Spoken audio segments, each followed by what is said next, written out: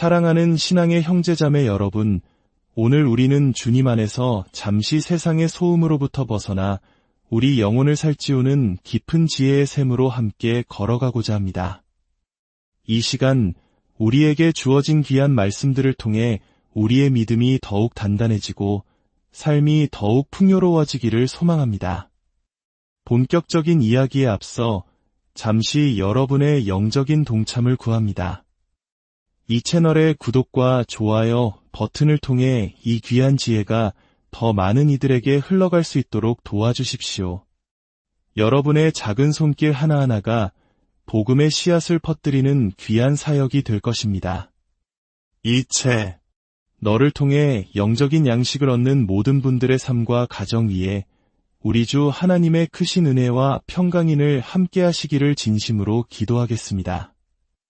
오늘 우리가 함께 나눌 이야기는 20세기 최고의 기독교 변증가이자 우리에게 나니아 연대기로 잘 알려진 작가씨 루이스의 깊은 통찰에서 시작됩니다. 루이스는 썩어가는 백합화라는 글을 통해 현대사회가 무심코 숭배하는 어떤 것의 위험성에 대해 날카롭게 지적했습니다. 그것은 바로 교양이라는 이름의 우상입니다. 왜 어떤 사람들은 자신이 지성인이 아니며 교양과는 거리가 멀다는 것을 증명하기 위해 그토록 애를 쓸까요? 루이스는 이 질문에 대한 답을 우리에게 친숙한 두 가지 평행선을 통해 제시합니다. 첫 번째는 고상함 또는 품이라는 단어에 대한 이야기입니다. 우리 주변에는 고상하다는 말을 들으면 어딘지 모르게 몸서리치는 사람들이 있습니다. 마치 그 단어가 진실되지 못한 허식이나 이선을 담고 있다고 느끼는 것처럼 말이죠. 그들은 진정으로 고상한 정신과 행동은 스스로 고상함을 목표로 삼거나 그것에 대해 자주 이야기하는 사람들 사이에서는 결코 발견될 수 없다고 생각합니다. 생각해 보십시오.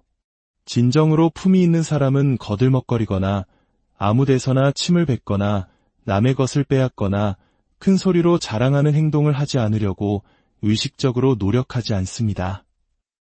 애초에 그런 행동들이 자신의 선택지에 들어있지 않기 때문입니다. 그들의 내면에 자리 잡은 섬세한 감수성이 마치 우리가 썩은 달걀을 보고 본능적으로 거부하듯 그러한 행동들을 불쾌한 것으로 자연스럽게 밀어낼 뿐입니다. 즉, 고상함이란 외부에서 붙여준 이름일 뿐 그 사람의 내면에서는 고상함으로 인식되지 않습니다. 오히려 그 단어가 가장 많이 불리는 곳에 그 본질은 가장 희박하게 존재합니다. 루이스가 제시하는 두 번째 평행선은 훨씬 더 우리의 신앙과 깊이 관련되어 있습니다. 바로 종교라는 단어입니다. 놀랍게도 신약 성경이나 위대한 신비가들의 글에서 종교라는 단어는 거의 찾아볼 수 없습니다. 그 이유는 간단합니다. 우리가 종교라는 집합적인 이름으로 부르는 그 모든 태도와 실천들은 사실 종교 그 자체에는 거의 관심이 없기 때문입니다. 진정으로 신앙이 깊은 사람, 즉 종교적인 사람은 자신의 온 관심이 하나님과 그리고 하나님과의 관계 속에서 이웃에게 고정되어 있습니다. 그렇기에 역설적으로 그가 가장 신앙에 충실한 순간에 그는 종교에 대해 생각하지 않습니다. 그럴 시간이 없는 것이죠. 종교란 다른 사람들이나 혹은 훗날 그 자신이 자신의 활동을 외부자의 시선으로 바라보며 붙인 이름에 불과합니다. 물론 고상함이나 종교라는 단어를 경멸하는 사람들 중에는 불순한 동기를 가진 이들도 있을 것입니다. 자신이 이미 매우 품이 있거나 거룩하다는 인상을 주기 위해 오히려 그런 단어에 대한 대화를 세속적인 것으로 치부하며 자신을 구분 지으려는 위선자들 말입니다. 하지만 진심으로 그리고 올바르게 그러한 대화 자체가 그 단어가 가리키는 본질을 해친다고 믿는 사람들이 있습니다. 마치 병의 증상일 뿐만 아니라 병을 만들어내는 원인이 된다고 보는 것입니다. 끊임없이 무언가에 대해 이야기하는 행위는 그것이 존재하는 곳에서는 그 순수성을 망가뜨리고 아직 태어나지 않은 곳에서는 그 탄생을 방해할 가능성이 큽니다. 이제 C.S. 루이스가 정말로 겨냥하고 있는 핵심, 바로 교양의 문제로 넘어가 보겠습니다. 교양이라는 단어 역시 앞서 말한 고상함이나 종교처럼 위험하고 다루기 껄끄러운 부류에 속합니다. 교양이라는 말이 무엇을 의미하든 그것은 분명 문학, 음악, 미술과 같은 예술에 대한 깊고 진정한 즐거움을 포함합니다. 여기서 말하는 즐거움은 단순히 감각적인 쾌락을 의미하는 것이 아닙니다. 마치 우리가 건강을 누린다거나 자유를 누린다고 말할 때처럼 온 존재로 무언가를 충만하게 경험하는 것을 뜻합니다. 그리고 루이스는 세상 그 어떤 것보다 확신하는 것이 하나 있다고 말합니다. 한 사람이 모차르트의 오페라 돈 조반니나 고대 그리스 비극 오레스테이아를 진정으로 즐기고 있는 그 순간 그의 마음속에는 교양이라는 개념이 단 1%도 자리하지 않는다는 사실입니다. 그 순간에 교양은 완전히 무관한 것입니다. 왜냐하면 교양 있는 사람이라고 불리는 것은 본질적으로 다른 대부분의 사람들보다 더 교양이 있다는 비교의 의미를 내포하기 때문입니다. 따라서 그 단어 자체가 우리의 마음을 즉시 비교와 분류, 사회적 위치와 같은 세속적인 계산으로 이끌어갑니다. 하지만 클리타임네스트라의 절규가 극장에 울려 퍼지는 그 장엄한 순간에 그런 사회적 계산이 무슨 의미가 있겠습니까? 음악을 들으며 온 세상을 그 음악을 통해 바라보는 소녀처럼 진정한 예술적 체험은 나를 잊게 만듭니다.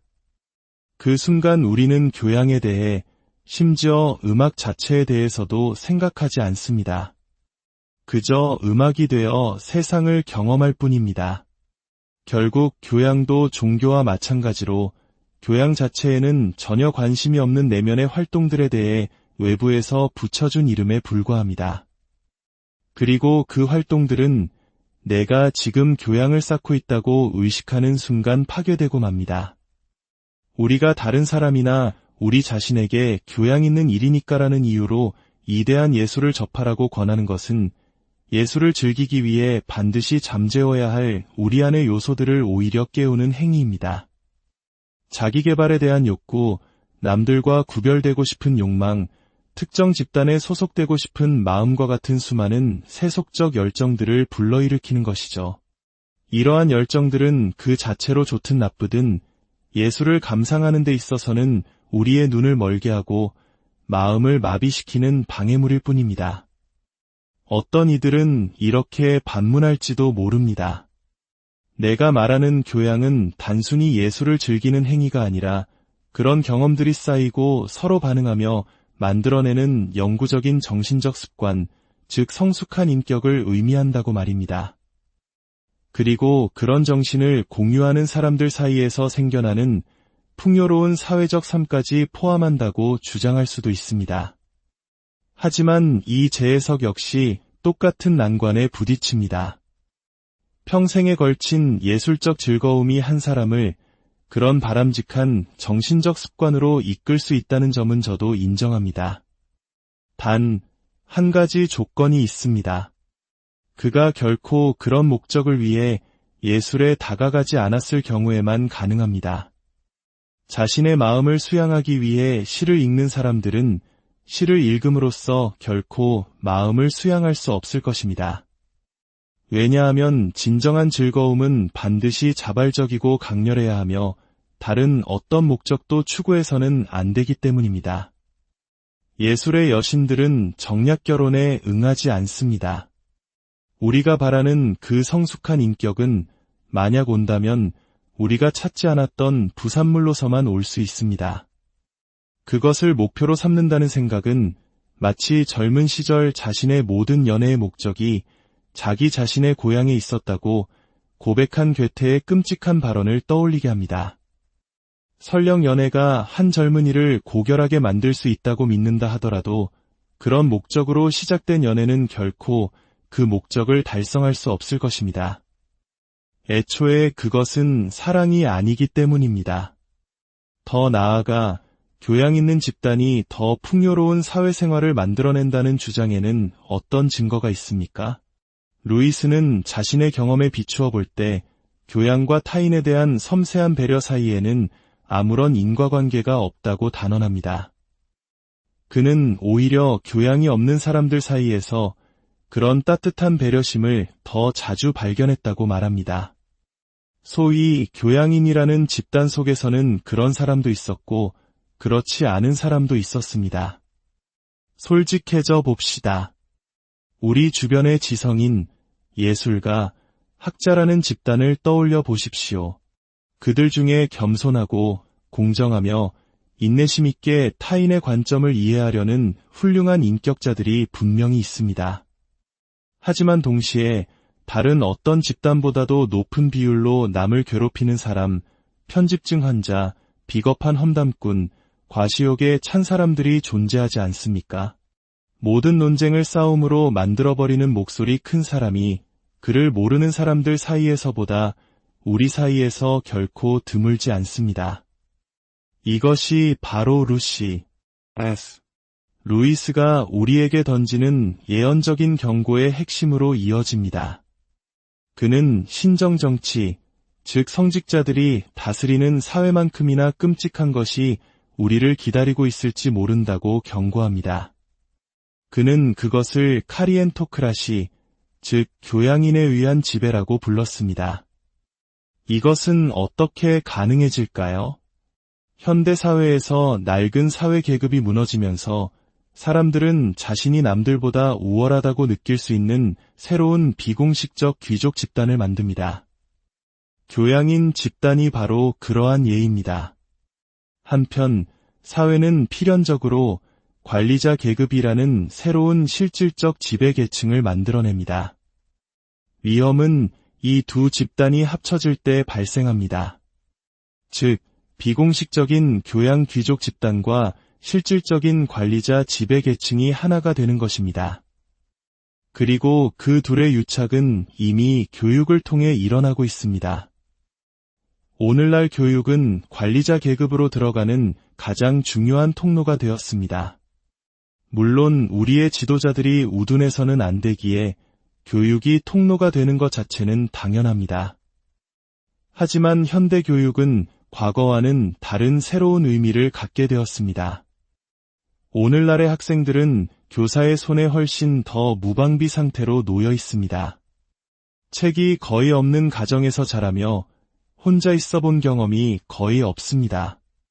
교육 시스템은 아이들을 아주 일찍부터 붙잡아 감독받지 않는 모든 고독과 여가를 배제한 채 그들의 삶 전체를 조직합니다. 과거에 온 좋은 세대들이 문학과 자연, 그리고 자기 자신을 처음 발견했던 누구의 간섭도 받지 않는 독서와 사색의 시간은 이제 과거의 유물이 되었습니다. 만약 오늘날 워즈워스와 같은 위대한 시인이 태어난다면 그는 12살이 되기 전에 치료받을 것입니다. 현대 학생들은 단순히 지식을 가르치는 것을 넘어 인격을 창조하려는 교사들에게는 이상적인 환자인 셈입니다. 더욱이 가르침의 본질 자체가 변했습니다. 현대 교육은 학생이 단순히 텍스트를 읽고 기억했는지 확인하는 데 만족하지 않고 감상을 가르치려 합니다. 처음에는 매우 합리적으로 들리는 이 변화에 치명적인 위험이 도사리고 있습니다. 과거의 시험 방식은 학생이 텍스트를 읽었는지 사실을 확인하는 역할만 했습니다. 시험지가 학생에게 좋은 영향을 주어야 한다고 요구하는 것은 온도계가 방을 데워주길 바라는 것과 같습니다. 학생에게 좋은 영향을 주는 것은 텍스트를 읽는 행위 그 자체였습니다. 과거의 시험은 학생에게 감상을 만들어내거나 꾸며내도록 강요하지 않았기 때문에 학생은 학교 밖에서 점수와 상관없이 자신만의 속도로 진정한 감상을 발전시킬 자유가 있었습니다. 그것은 학생과 세익스피어 사이의 사적인 문제였습니다. 하지만 우리가 실제 비평 연습으로 낡은 시험을 대체할 때 새로운 상황이 발생합니다. 학생은 교사가 인정하는 종류의 반응과 분석 방법을 만들어내지 못하면 좋은 점수를 받을 수 없고, 이는 장기적으로 관리자 계급에 들어가지 못한다는 것을 의미합니다.